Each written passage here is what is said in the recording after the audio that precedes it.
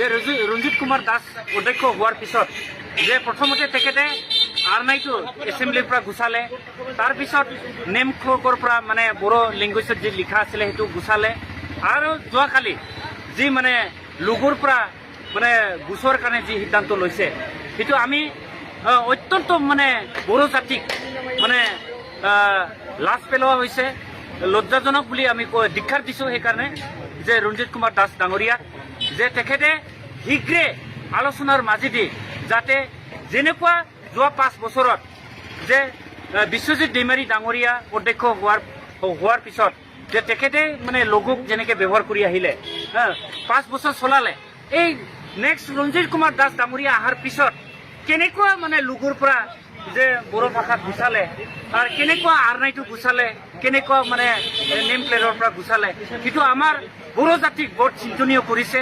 তাৰ পৰা আমি বুজা যায় যে বড়োসকলক যে এছামিজ চুভিনিয়াৰ্ছবিলাকে বা অসমৰ যিবিলাক মানে ইণ্টেলেকচুৱেলসকলে আমাক ঘৃণা কৰে বুলি আমি তাৰ পৰা মানে বুজা যায়।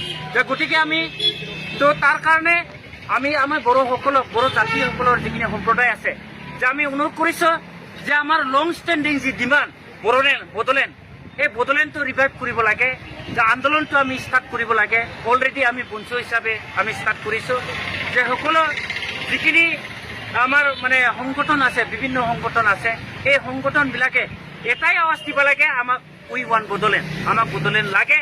নহ'লে আমি যিখিনি ভাষা সাংস্কৃতিক যিটো আমি জীয়াই ৰখাত, আমাৰ ভৱিষ্যতে জীয়াই ৰখাত আমাৰ বহুত মানে কঠিন হ'ব বুলি মই ভাবোঁ।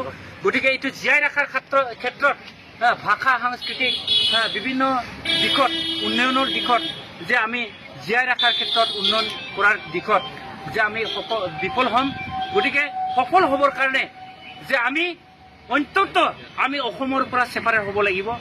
আৰু যদি অসমে আমাক ৰিস্ক ল'ব নলয়, তেওঁলোকে কওক, স্পষ্ট কওক যে আমি বড়োসকলক ৰিস্ক ল'ব নোৱাৰোঁ, যে তেওঁলোকে নিজাববীয়াকৈ আমাক এৰি দিয়ক, আমি যি কৰিব লাগে আমি বড়োসকলে নিজে শাসন কৰি ল'ম।